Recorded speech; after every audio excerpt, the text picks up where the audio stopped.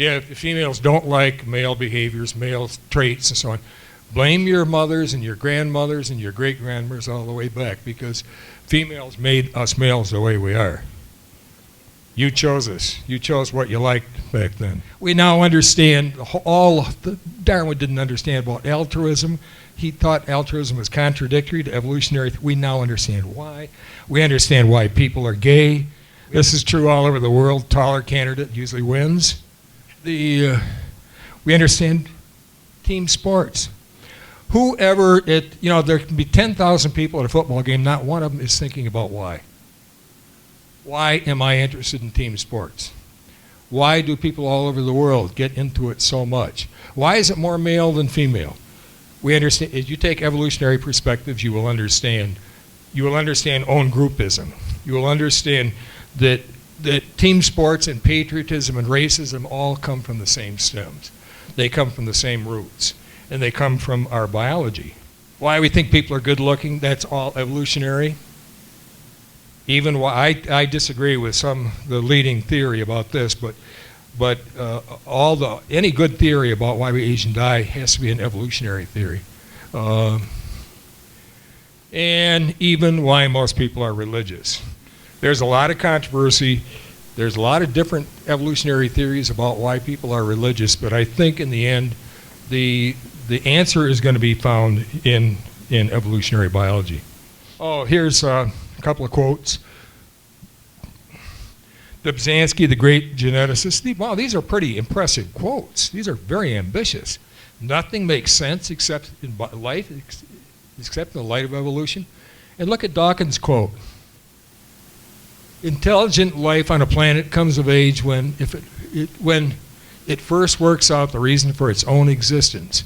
If superior creatures from space ever visit Earth, the first question they will ask in order to assess the level of our civilization is, have they discovered evolution yet?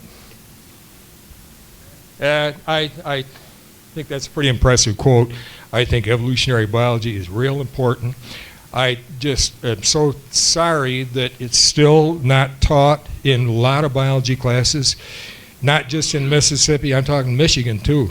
A lot of high school biology teachers are not teaching.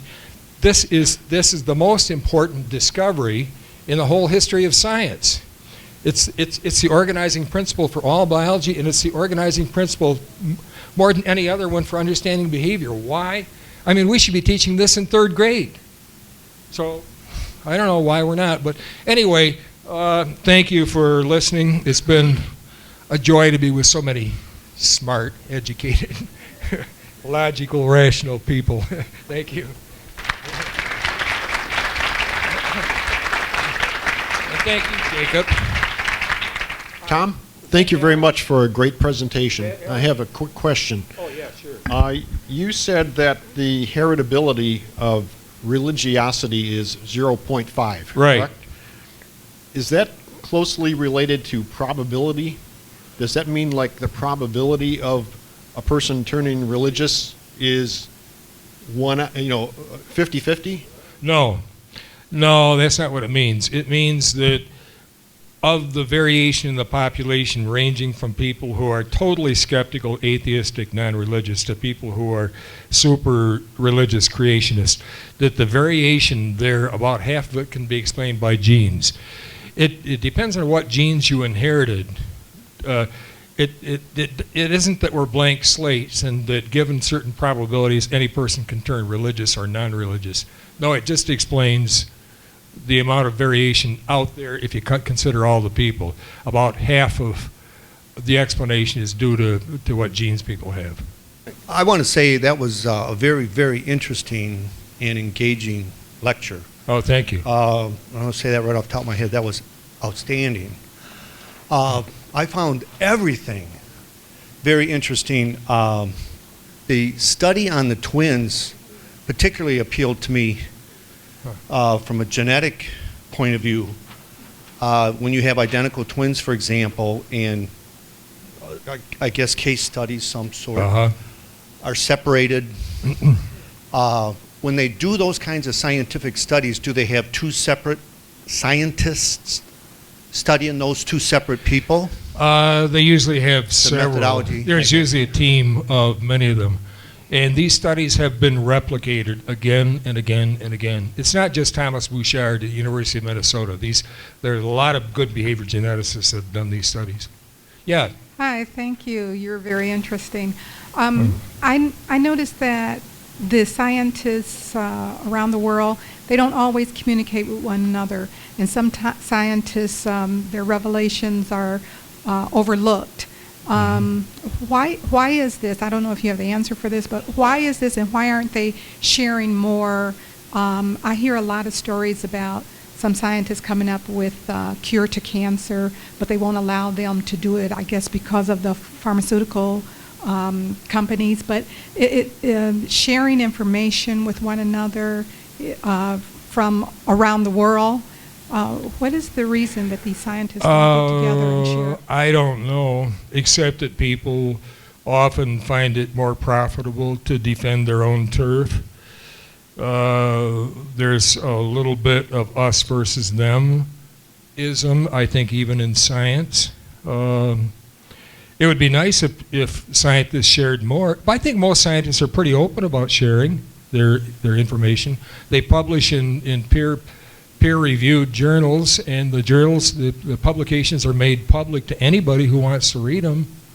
Well, maybe accessibility has a lot to do with it as well. Also, the Chimpanzee Island in Uganda, have you been there?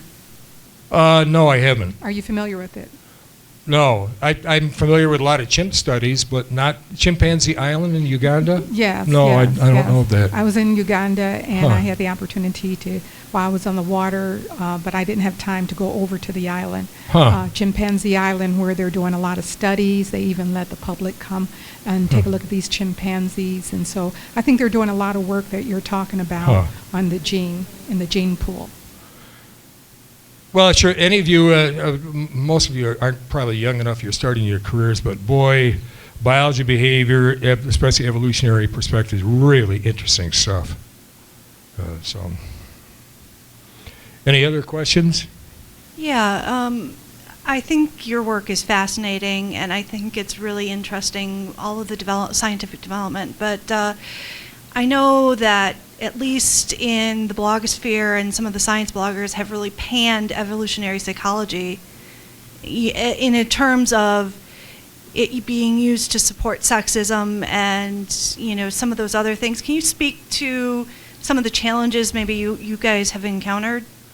I know lots of evolutionary psychologists. I personally know some of the leading evolutionary psychologists in the world. I've been to conferences with them, talked with them at length, read their books. I can't think of any evolutionary psychologists now that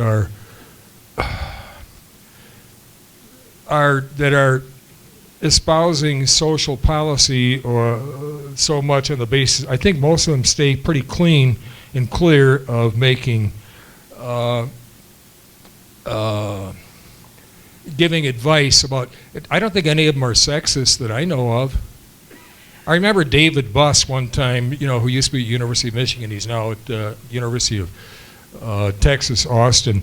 I remember one woman sociobiologist kind of accused him one time of sexism, but that's the only thing that I can recall. I think other people may read their own political and social feelings into the results of studies, but honestly, I don't think that the evolutionary psychologists I know, some of them sure will step a little bit too far. Mm-hmm. and maybe draw conclusions that aren't completely warranted, but I think most of them are really pretty fair about that. So, thank you.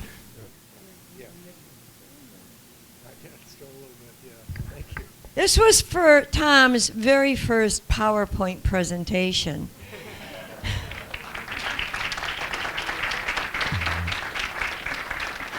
He's been worried about it and scared for weeks, or maybe even months. And when I just gave him a hug, his whole body is still shaking. You did well, Tom. And who said you can't teach old dogs new tricks, huh? Those of us like me, who are old as dirt, are still trying to somewhat, we know we're never going to catch up with the technology, but we'd like to stay somewhere in the range. Okay, so now here's Ernie. He's a leader in the Progressive Democrats of Monroe County, Michigan. It's a local chapter of Progressive Democrats of America and a progressive club of the Michigan Democratic Party. He's also an atheist, and he also is a secular humanist organizer. I go to his humanist meetings. I think that said that earlier, the second Sunday of every month down in Monroe. And he's also, as I introduced him earlier, a board member with Michigan Atheists. He participates in our tabling events, which I just mentioned, and he's always focusing on the awareness of separation of state and church issues, tax day protests, to call attention to corporate tax evasion, to Occupy events, to call attention to the issue of economic inequality, protests and rallies in support of public education, collective bargaining rights, and clean energy. He's a busy boy. He describes himself as a civil libertarian. I just know him as this ex-Mormon who sometimes I have to smack him upside the head and say, get off your platform, you're not a Mormon anymore. He thinks of himself as a social democrat, and I think that's a religious organization. Who works, so sometimes Ernie and I have great discussions. Ernie works to give voice to progressive ideas using what is called the inside-outside model for working both inside the Democratic Party and outside the party with other progressive organizations. He is a precinct delegate. He's the county executive committee member and communications chair for the Monroe County Democratic Party. He was recognized by the Michigan Democratic Party as the 2012 Congressional District 7 Precinct Delegate of the Year. And he is the secretary of the Progressive Bloggers Caucus and a member of the Progressive Caucus. Are you sick of this already? Okay, so what Ernie's going to talk about today is going to be kind of somewhere where we can all be happy. It's going to be Activism 101, Tactical Methods for Activists. And he's going to remind us that the secular community is a significant voting bloc. Thank you very much. We agree on something. And how and why we must play an active role in politics. Ernie Whiteside.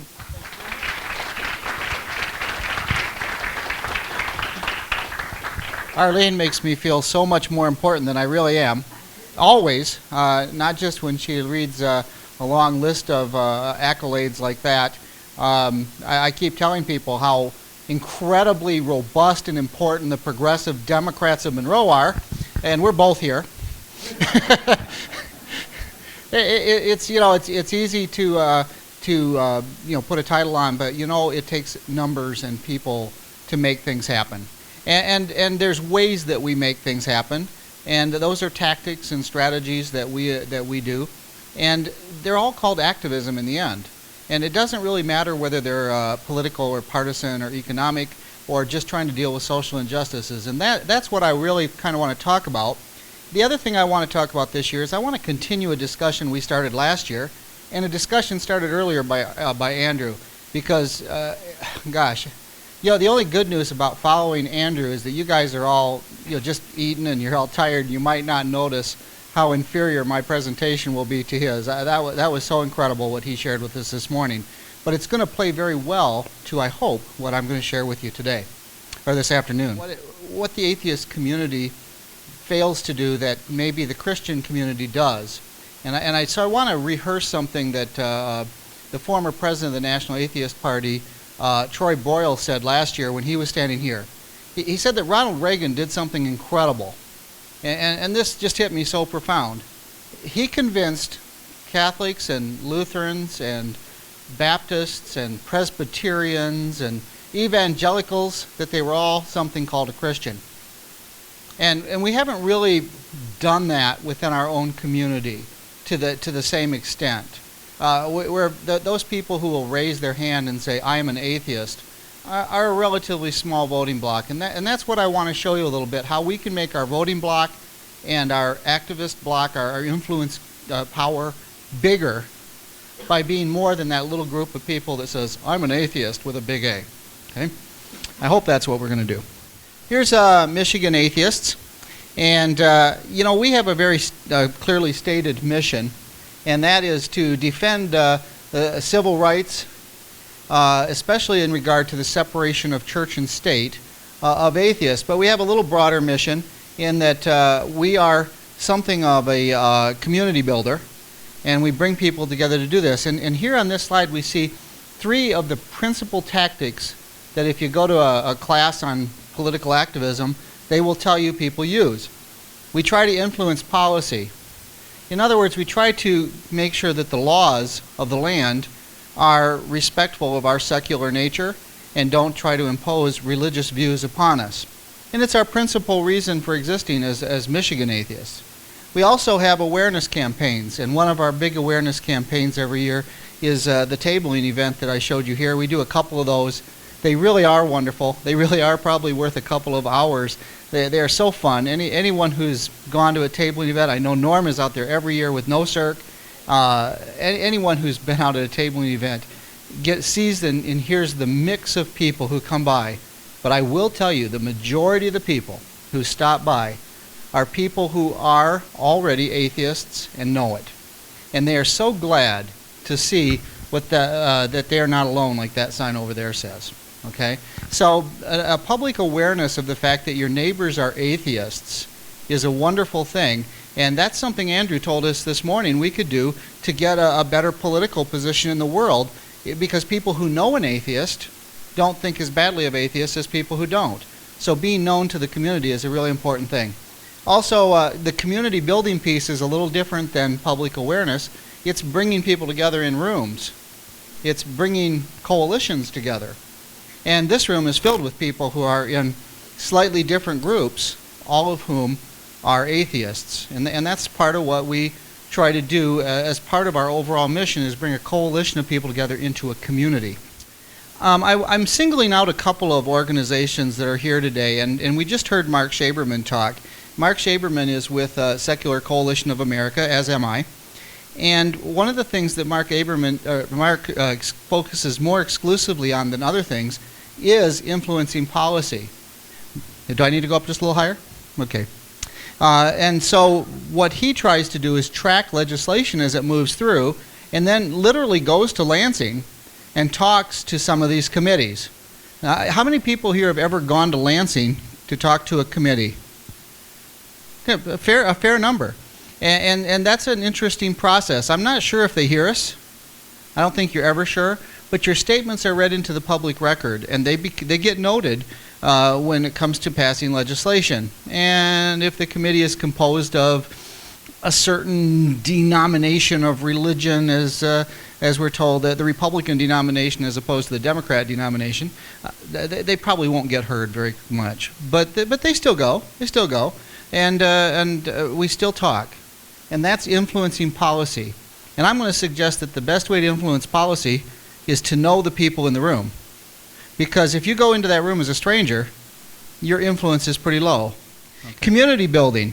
Even though Michigan Atheists does community building, I think the Detroit Coalition of Reason is really an organization that highlights the power of community building, because its exclusive mission seems to be to advertise and promote the various organizations that exist on big billboards and signs and in very public places and public ways, where people who already feel like they're members of the atheist community can now find friends and have conversations without being afraid that they're going to offend someone.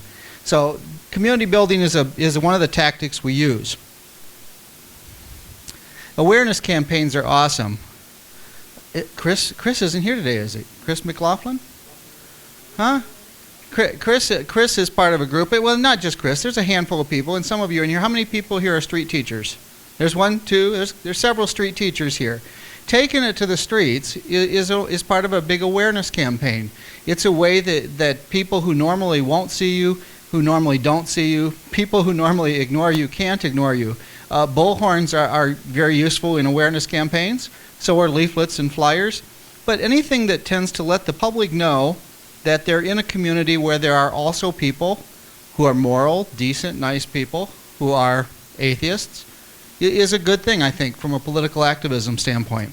And I threw that slide in just because I know there are a lot of organizations represented here, and I just threw up 3 more that I know about, that are activist organizations that in some way, shape, or form are parallel, close to us, that do these same types of things. And if you ask the leaders and participants in these organizations, they'll tell you that they're building communities. The DAM group is an excellent community builder. Lots of friendships and relationships are established there. No Circ of Michigan is very much an awareness organization. They are out there all the time. I love the little sign back here that says, circumcision and religious belief are pretty similar. What if you wait till you're 21 to make a decision, you might not do it? I love it. And the Michigan Skeptics Association, while it isn't atheistic, and neither is No Circ for that matter, is another one of those awareness and community building organizations. A whole lot of friends come together. Many of them tend to be atheistic, agnostic, however you want to describe it. But they're all doing some of this activism, if you would. Here's another thing that we don't talk about a lot, but direct action is another kind of activism that's important to participate in. If you're concerned about people being hungry, one of the kindest things you can do isn't to go lobby Washington or Lansing or something. It's to form a soup line and feed people. Now the problem with direct action is it solves the immediate problem without solving the long-term problem. But it's still important to do.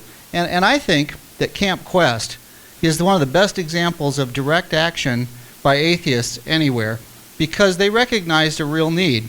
Young people want to go to summer camp. We know summer camp is a great experience for young people, but you almost can't go to summer camp without being indoctrinated. And so they went right to the source of the problem and provided that service directly to people of being able to have a summer camp without being indoctrinated, in fact, encouraging people to become critical thinkers.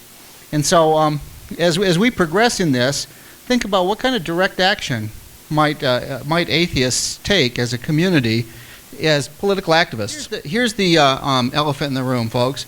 It's almost immoral amongst atheists to talk about electoral politics. We talked a little bit about this last year. The immoral things, we can't talk about money and we can't talk about politics. We can talk about a lot of other things. In fact, we can talk about sex and religion in this room, but we can't talk about money and politics. And I think electoral action is one of those things that allows you, when you go to lobby, to have influence in the room. Participating in electoral politics is one of those things that gets you more public exposure than you would otherwise have. Okay? And the National Atheist Party was formed last year. It's now the Secular Party of America. And we'll talk a little bit about that in just a minute. But one way or another, this is a group of people that recognized the things that Andrew was talking about this morning. Atheists want some atheists to vote for. And I don't really care whether you want to participate as a third party or not, or whether this party would principally put forward its own candidates, or whether this party would seek candidates from other party groups. It does not matter to me. What matters is that someone recognized the necessity for actually electing atheists, or at least electing people who are friendly to the secular community and the secular community cause. Arlene's already destroyed my full disclosure segment totally, and I guess I should have expected that, because I gave her, Arlene, all those platitudes to tell you about me so that I could feel good about myself before I stood up. And she dutifully reported them all to you. She wanted to. She does that anyway. She builds all the people around her immensely. Thank her for that. But in full disclosure, even though I'm active in the Democratic Party, I'm technically nonpartisan, and a couple of you know how this works. You see, it really doesn't matter to me what the political party is. See, all these labels exist out here for political parties, and I have no particular preference for any of these parties. In fact, I only have 2 rules for which political parties I will personally work with. They're really simple rules. First, you have to be a political party that gets people elected. Okay? So you could be one of those 2 parties. And the other thing is, you can't be Republicans. Other than that, you can, pretty much any political party is no problem for me at all. So there you've got full disclosure. And I'm not going to tell you that you should or shouldn't be active in the Democratic Party, but there might be some reasons you'll think about at least being active in one of the more progressive and liberal factions of some party. A wonderful study was done a few years ago, and probably, how many people know what ARIS 2008 is already? ARIS 2008, the American Religious Identification Survey. Because, I'm thinking, I thought it was more broadly distributed than it is. Okay, so good. At least I'm not rehearsing old material to you. This study was done in 2008 about how we identify ourselves. And we're talking about this voting block of people, or this influencing block of people that we hope to be, called atheists, right? And they helped us to understand who is and isn't atheists. And what they did was they built a spreadsheet and showed us how many people were in each political group or each church. And what we discovered is that people with no religion, no religious preference, they call them nuns, you've heard that in the news, I'm certain, turned out to be about 15%. And I kind of threw in this don't know group too, okay? Because, and I'll tell you a little more about that later. But Catholics are at the top, 25.1%. Only about 10% of them are practicing Catholics, but it's still a big block, okay? Then you got your Baptists at 15.8%, and oddly enough, people with no religion are almost the second biggest voting block in the country, right? You'd think we have a lot of influence there. In fact, no religion whatsoever is a bigger voting block than Lutherans, Presbyterians, Episcopalians, Mormons, Jews, Buddhists, Muslims, all combined. Now, you would think as much effort as goes into making sure that we appease any number of those groups, we would also be putting the same kind of effort into appeasing people who have no particular religious preference. But they really don't, okay? They really don't, and we talked a little bit about that earlier today too.